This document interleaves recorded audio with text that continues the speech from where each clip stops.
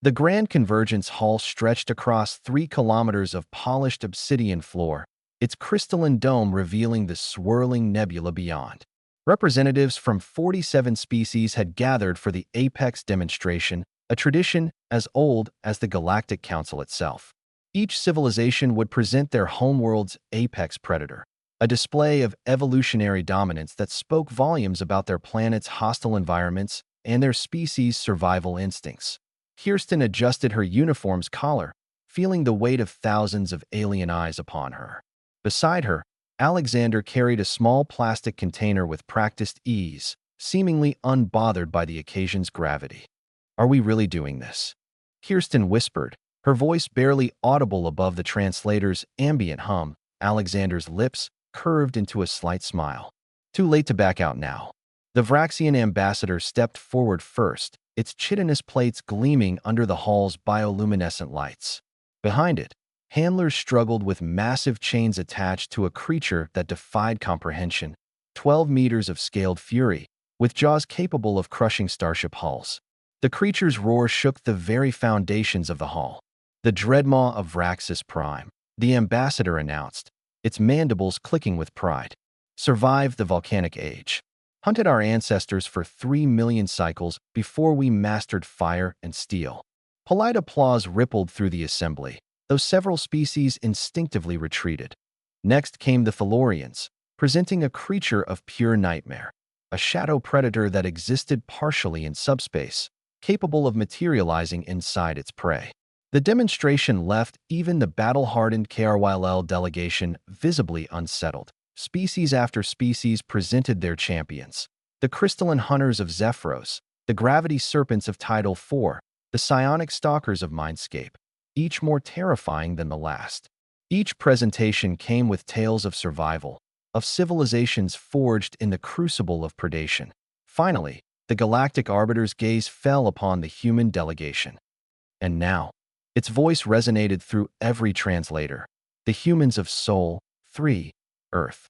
A planet we understand to be particularly hostile." Kirsten stepped forward, her heart hammering. She'd read the reports. Earth's biodiversity was legendary, its predators diverse and numerous.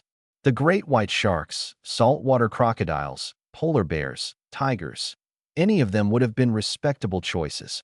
Alexander placed the container on the presentation platform and opened it. A small, orange tabby cat emerged. The silence that followed was absolute. The cat, utterly unconcerned with the cosmic significance of the moment, sat down and began grooming its paw.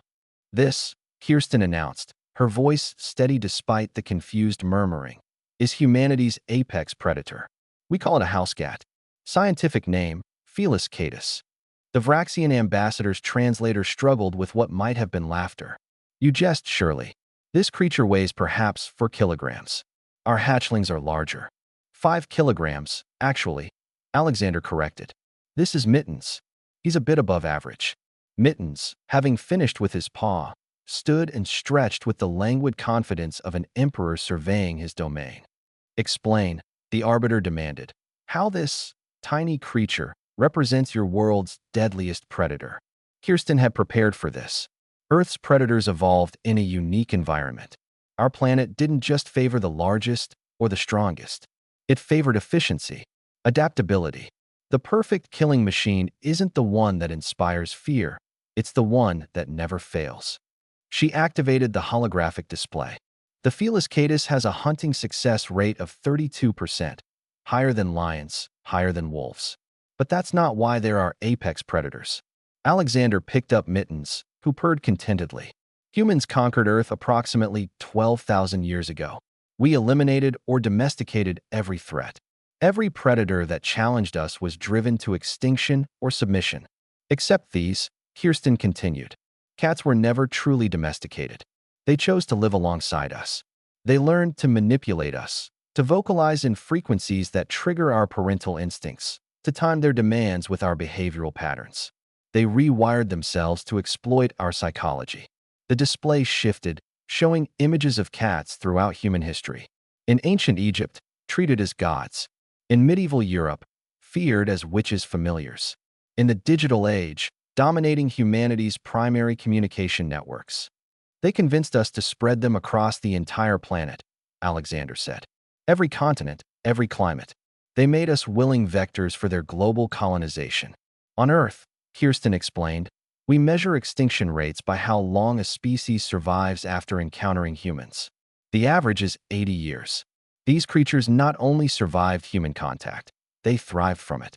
They turned humanity, the most dangerous species on Earth, into their subordinate support system. Mittens chose that moment to yawn, displaying needle-sharp teeth, then headbutt Alexander's hand demandingly. Observe, Alexander said, automatically scratching behind Mitten's ears. Completely voluntary subordination. I have 3 advanced degrees. I've negotiated with hostile governments. And yet, they kill approximately 2 billion birds annually. Kirsten continued. 40 billion small mammals. They've contributed to 63 documented extinctions. They hunt not from necessity, but from instinct, from joy. And we not only permit this, we celebrate it. We create entertainment about them. We restructure our homes to accommodate them. We willingly accept our role as their servants. The hall had fallen silent again, but this time the quality of the silence had changed. The mark of a true apex predator, Kirsten concluded, isn't how many it kills. It's how completely it dominates its environment. On Earth, humans reshaped the entire planetary ecosystem to our preference. The only species that successfully reshaped us was this one. Mittens, apparently bored with Alexander, jumped down and walked to the edge of the platform. 47 species watched as the small creature regarded them with eyes that reflected the nebula light, ancient and inscrutable. The Vraxian ambassador's translator crackled. It fears nothing. Why would it? Alexander asked simply. Everything it encounters either feeds it, shelters it, or dies. That's not courage. That's certainty. The arbiter leaned forward, its countless sensory organs focused on the small predator. We have underestimated Earth. Most do. Kirsten agreed. Mitten sat down and, with the timing of a creature that understood dramatic moments perfectly, began grooming himself again. The vote was unanimous. For the first time in Convergence history, a predator under 5 kilograms was recognized as worthy of respect. As they returned to the human delegation area, Alexander whispered, "You think they understood?" Kirsten watched as various species gave Mittens a considerably wider berth than they'd given the Dreadmaw. They understood that humanity's most successful predator wasn't one that ruled through fear, but through manipulation. Alexander finished. Mittens purred. Somewhere in the vast indifference of space, humanity's truest nature had been revealed, not in their weapons, their ships, or their warriors, but in the small, perfect killing machine they'd invited into their homes and hearts, never quite realizing who had domesticated whom.